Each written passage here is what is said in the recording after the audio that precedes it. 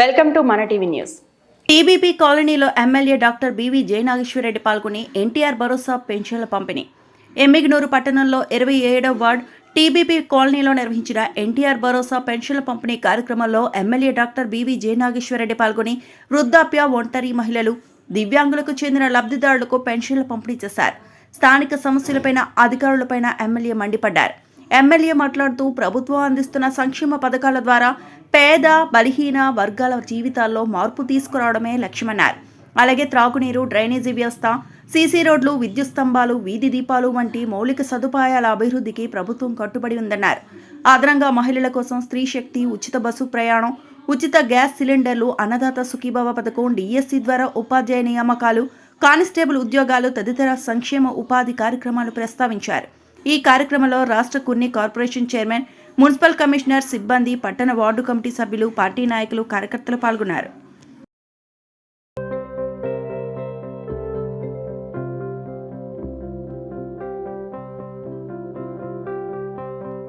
రేపు 1వ తేదీ సెలవు ఉందంటే ముందు రోజే పెన్షన్లు ఇచ్చి ఈరోజు ప్రతి ఒక్క ఇంటికి అవ్వలకు, తాతలకు, వృద్ధాప్యంలో ఉన్న ప్రతి ఒక్కరికి, వికలాంగులకు అందరికి కూడా ఈరోజు పండుగ వాతావరణంలో పెన్షన్లు పంచేయడం కార్యక్రమం. దాదాపు 20 నెలలు కావస్తుంది అధికారం వచ్చి. ఇంటింటికి 1వ తేదీ వచ్చిందంటే ఈ నెల 28 రేపు ఆదివారం అని చెప్పి ఈరోజే పంచేటువంటి పరిస్థితి. సంక్షేమాన్ని, అభివృద్ధిని కూడా రెండు కళ్ళులాగా ఈరోజు పరుగులెత్తించడం జరుగుతుంది 20 నెలల పాలనలో. ఈరోజు ముఖ్యంగా కొన్ని చోట్ల క్షేత్రస్థాయిలో ఇంటింటికి పోయినప్పుడు కూడా మీరు చూస్తున్నారు, వాళ్ళు తీసుకున్న వారి ఆనందం. అదే రకంగా అర్హత ఉండి కూడా గత ప్రభుత్వంలో సమస్యలతోటి ఆ పాపాన్ని ఎదుర్కొంటూ కొంతమందికి ఇంకా పెన్షన్లు కాలేదని చెప్తున్నారు. వాళ్ళని కూడా ఆన్లైన్ చేసుకొని ప్రభుత్వం దృష్టిని కూడా తీసుకెళ్లి వాళ్ళకు కూడా పెన్షన్ ఇప్పించే కార్యక్రమాన్ని కూడా చేపడతామని తెలియజేస్తున్నాం.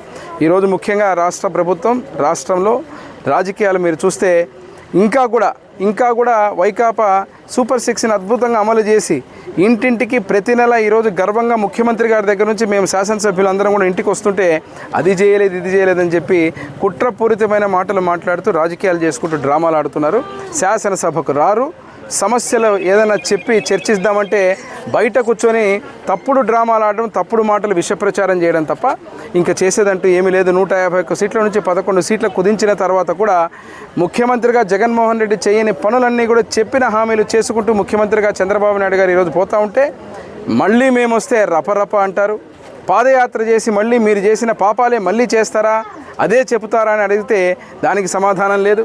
ఈరోజు డ్రామాలు ఆడుకుంటూ ఏదో నష్టం చేసేసారని చెబుతున్నారు.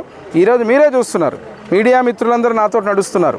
ఇక్కడికి వచ్చినప్పుడు వార్డులో పోయినప్పుడు పెన్షన్లు ఏ తీరుగా వస్తున్నాయి, ఎక్కడికి ఎంత కరెక్ట్గా ఇస్తున్నారు, ప్రతి ఒక్కరు అర్హత ఉన్న వాళ్ళందరూ కూడా దాదాపు అద్భుతంగా తీసుకొని ఈ పథకమే కాదు, తల్లికి వందనం కావచ్చు, స్త్రీశక్తి కింద బస్సు ఉచితంగా కావచ్చు, అదే రకంగా ఈ దీపం పథకం కావచ్చు, అన్న క్యాంటీన్లు కావచ్చు, ఈ రకంగా అన్ని కార్యక్రమాలు కూడా చేసుకుంటూ ముందుకు వెళ్తున్నాం.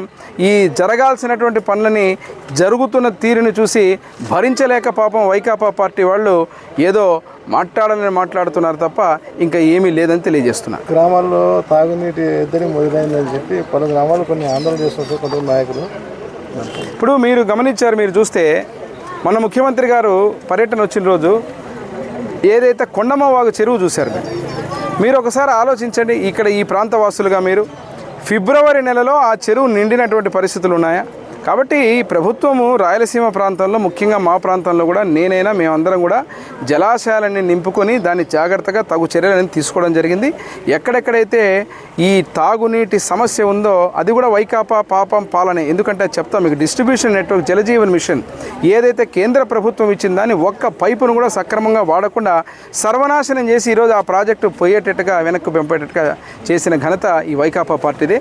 ఈరోజు ఆర్థిక ఇబ్బందులున్నా దాన్ని సరి చేసుకుంటూ నీళ్లతో పాటు ఊళ్ళల్లో పైపులు డిస్ట్రిబ్యూషన్ నెట్వర్క్ చాలా అవసరం. అది కూడా ఎట్లా చేయాలని సక్రమంగా ప్లాన్ చేస్తున్నాం. దీని ద్వారా ఎవరికి ఇబ్బంది కలగకుండా తాగునీరు ఇచ్చే విధంగా చేస్తున్నాం. ఈరోజు మీరు చూస్తే, గతంలో మీరు చూస్తే ఎట్లా ఉండేదో పరిస్థితి ఒకసారి ఆలోచించుకోండి. ఎమ్మిగనూరు టౌన్లో కూడా ఈరోజు ముఖ్యంగా మననే మీకు శుభవార్త చెప్పాను. 17వ తేదీ టెండర్ అవుతుంది. 156 కోట్లతో గాజులు దిన్న ప్రాజెక్టు దగ్గర నుంచి ఇంటింటికి 24 గంటలు తాగునీరు వచ్చేటువంటి ఆ ప్రాజెక్టుకు 17వ తేదీ టెండర్ పిలుస్తున్నాం.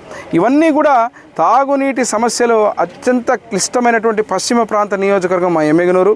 ఈ ప్రాంతంలో వీలైనంత వరకు ఏ గ్రామాల్లో కూడా తాగునీటి ఎద్దడి రాకుండా అదే రకంగా ఎమ్మిగనూరు టౌన్లో కూడా రాకుండా ఆ సమస్యలన్నీ చూస్తున్నాం. రానున్న అతి కొద్ది రోజుల్లోనే మళ్ళీ ఎల్ఎల్సి ద్వారా నీళ్లు కూడా విడిపించుకొని మళ్ళీ ఆ నీళ్ళని కూడా ఎక్కడికెక్కడికి ఏ రకంగా చేయాలని చూడండి నిన్న ముఖ్యమంత్రి గారి దృష్టికి మా నీటి సమస్య కూడా తీసుకెళ్లడం జరిగింది. వారు కూడా సానుకూలంగా స్పందించి ఎటువంటి పరిస్థితులు ఇబ్బందులు రాకుండా తగు చర్యలు తీసుకోవాలని కలెక్టర్ గారికి అందరూ కూడా ఆదేశించడం జరిగిందని తెలియజేస్తుంది.